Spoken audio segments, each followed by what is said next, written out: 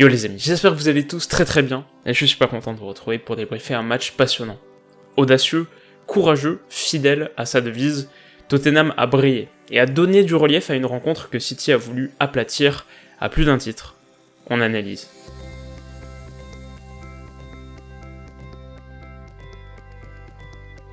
Alors c'était assez prévisible dans un duel Guardiola-Pochettino, deux coachs qui sont pour moi facilement top 5 monde quand on parle de préparation, d'un game plan, préparation d'une approche tactique circonstanciée, adaptée à l'adversaire, taillée sur mesure pour l'événement, etc.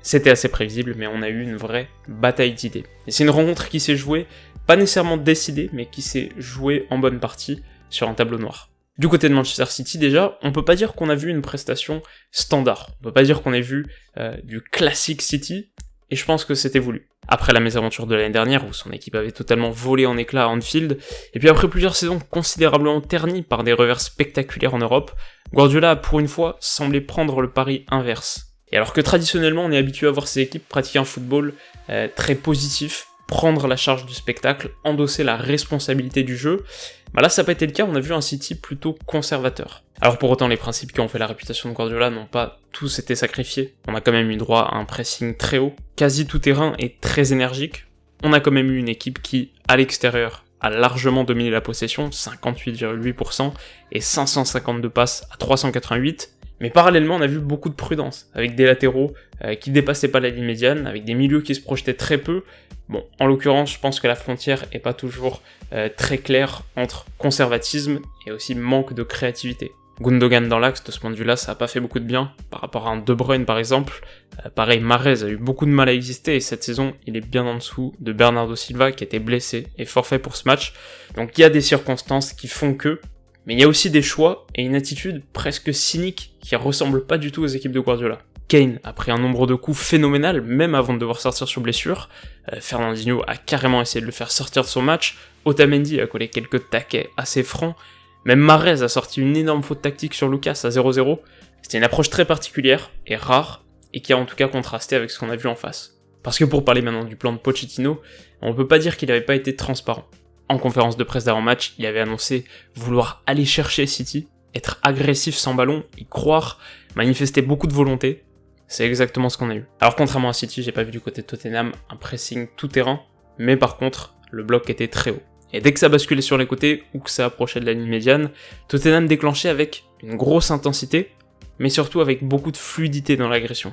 Et alors le truc qui m'a le plus interpellé là-dedans, c'est que la plupart du temps, je dirais pendant la quasi-totalité du match, sans ballon, Tottenham était positionné en 4-4-2 plat, ce qui, j'imagine, est le système défensif le plus classique, le plus standard, mais c'était le 4-4-2 plat, le moins plat que j'ai jamais vu. Parce que dès que le ballon arrivait dans cette zone, dans la zone d'un des joueurs, ça n'hésitait pas à foncer dessus, à briser la ligne, et direct quelqu'un arrivait pour compenser, pour combler le trou. C'était super intelligent, c'était parfaitement exécuté, et ça a considérablement gêné City qui a eu un mal fou à combiner dans l'entrejeu. Donc voilà, en synthèse, on avait un bloc haut et très agressif aux alentours de la ligne médiane, extrêmement fluide et avec une superbe entente entre les deux de devant, les deux attaquants et les quatre milieux pour combiner, compenser et verrouiller totalement le milieu de terrain. Et puis cerise sur le gâteau, un pressing à la perte de balle qui a permis à Tottenham de gratter beaucoup de rebonds offensifs entre guillemets, surtout en première mi-temps. Ça a donné un match passionnant à analyser et super intense, même si relativement peu d'occasions. Niveau expected goals, si on expecte le penalty, on est sur du 0,7 à 0,6, un match où il fallait avoir le cerveau, mais aussi le cœur. Et oui, parce que dans la continuité de ce plan tactique de Pochettino, je dirais que l'ingrédient principal, c'était sûrement l'envie et l'audace. D'ailleurs, c'est quelque chose qui a été parfaitement illustré par le but de Sif, le but de Son, qui est un modèle d'abnégation, de lutte. Alors, je peux pas vous mettre les images complètes, pour des questions de copyright bien sûr, mais si vous l'avez pas vu, je vous le conseille absolument. C'est un but qui se crée tout seul, et auquel lui seul croit, encore une fois, l'envie et l'audace. Et puis l'audace aussi, parce que pour Tottenham, il fallait oser y croire. En face, t'as quand même le champion en titre de ton pays qui sort d'une saison à 100 points, face auquel toi, tu restes sur 3 défaites consécutives, qui a remporté 22 de ses 23 derniers matchs, qui a marqué au moins un but dans 49 de ses 52 dernières rencontres. Voilà, sortir le clean sheet et la victoire, c'était pas totalement inimaginable. Tottenham a quand même une vraie équipe, mais tu pouvais pas te permettre de douter, et c'est une victoire qu'il fallait construire là-haut, avant tout. Et puis si j'ai appelé cet enseignement « oser, c'est faire », c'est aussi bien sûr un clin d'œil à la devise des Spurs, qui a été affichée juste avant le coup d'envoi par le fameux mur blanc du nouveau White Hart Lane, et c'était une manière pour moi d'inclure dans l'analyse de cette rencontre l'apport d'un stade, dont on a tant parlé, mais qui a joué son rôle à fond. Alors bien sûr, c'était pas forcément hyper évident à lire et à ressentir derrière son écran, mais de ce que les commentateurs britanniques de mon stream disaient, ça a vraiment poussé très très fort. Le stade est censé avoir une acoustique phénoménale. Alors évidemment, je sais que les publics anglais sont pas les plus expansifs de la planète, et peut-être que d'ici quelques semaines, on aura retrouvé une ambiance un peu plus calme, un peu plus sobre, mais je pense aussi que la hype et la ferveur qui entoure leur nouveau chez-soi, ça peut être une des histoires de cette fin de saison, et ça peut les pousser plus vite que prévu à écrire une page fantastique de leur histoire. Parce que imaginez juste une demi-finale retour de Ligue des Champions pour l'accès à la finale dans ce stade contre l'Ajax ou la Juve dans quelques semaines, ce serait un baptême de feu phénoménal. Et donc justement, la question maintenant c'est forcément, quelle suite ?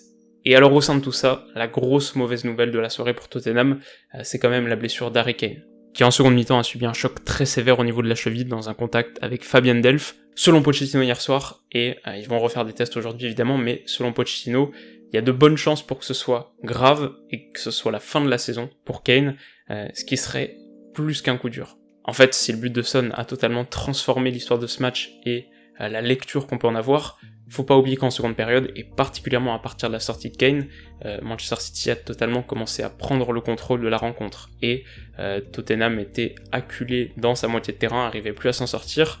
Si cette séquence doit être une prémonition du match retour de la semaine prochaine, il y a de quoi être très inquiet pour les Spurs. Comme je l'avais évoqué dans ma preview le lundi, pour moi Kane est bien plus qu'un buteur star, ou même qu'un avant-centre complet, il est une pièce vitale du dispositif de Pochettino, et on le retrouve souvent à la construction avec ses longues ouvertures. C'est un formidable point d'appui et un très bon relais en transition. C'est le leader technique et charismatique de son équipe. Ça va pas être facile sans lui, mais il y a peut-être une lueur d'espoir. Quand on repense au 8ème de finale aller où Tottenham avait réussi une très belle performance contre Dortmund, sans lui, et avec un Llorente buteur, à voir. L'autre question ensuite maintenant, ce sera de voir la réaction de Guardiola, dont on attend, il faut le dire, un plan plus convaincant, et pour lequel un nouveau revers à ce stade de la compétition commencerait à devenir inquiétant.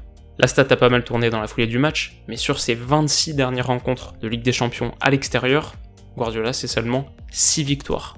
Et alors qu'il avait lancé sa carrière de coach en soulevant la coupe aux grandes oreilles en 2009, il l'a plus gagnée depuis 2011, et son héritage pourrait être terni. Après, et une fois qu'on a dit ça, on sait aussi que City est capable de tout. Alors je pense qu'il faut vraiment considérer qu'on n'est qu'à la mi-temps, qu'il faut pas oublier qu'avant ce but, City avait vraiment repris le contrôle de la partie, que Tottenham aura beaucoup plus de mal à l'Etihad. Voilà, j'ai vu une très belle perf des Spurs hier, mais si je devais absolument miser sur l'équipe qui accédera au demi, j'écarterais pas City. L'objectif pour Tottenham maintenant, ce sera d'aller marquer au moins un petit but, et là ça sentira très bon. On passe au top, et j'ai distingué en premier lieu Heung-min Son, qui symbolise à merveille les vertus de Tottenham. Courageux, bagarreur, rusé aussi, il inscrit tout seul l'unique but de la rencontre, et après avoir ouvert le score face à Crystal Palace mercredi dernier, rentre définitivement dans l'histoire du nouveau stade. Un mot pour Lloris ensuite, une soirée assez tranquille, mais comme pour Son, décisif quand le devoir l'appelle. Face à Agüero, il a stoppé son 3ème penalty de 2019, et ses victimes sont de choix.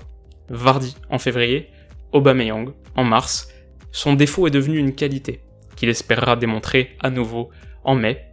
Enfin, Moussa Sissoko a étouffé David Silva et a privé les Citizens d'oxygène, patron du milieu hier, sans ballon et avec.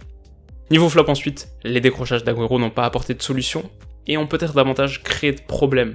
Un entrejeu encombré, mais son penalty raté, surtout, est le tournant du match.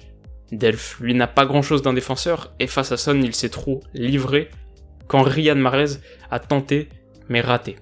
Un dribble sur 4 et aucun dans la moitié des Spurs, 0 tacle sur 3, 0 duel aérien sur 2, un soir sans.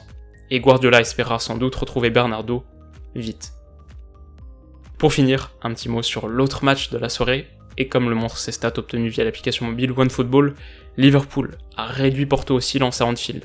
65% de possession, 15 tirs à 8, 2-0 score final. Dans une rencontre où la VAR s'est illustrée, les Reds prennent un avantage confortable et on a du mal à imaginer comment les demi pourraient leur échapper. Voilà les amis, c'est la fin de cette analyse de Tottenham City et j'espère bien sûr qu'elle vous a plu. Alors si c'est le cas, n'hésitez pas à mettre un petit pouce bleu, un petit like sur la vidéo. N'hésitez pas à me faire savoir aussi dans les commentaires qui vous voyez passer en demi après ce match aller. Et puis, si vous voulez pas rater les analyses des matchs de ce soir, et si c'est pas encore fait, vous pouvez aussi vous abonner à la chaîne, ce qui me fera très plaisir. De notre côté, on se retrouve donc dès demain. Alors d'ici là, comme d'habitude, passez une excellente journée, une excellente soirée. Prenez soin de vous surtout, et on se dit à bientôt. Bisous.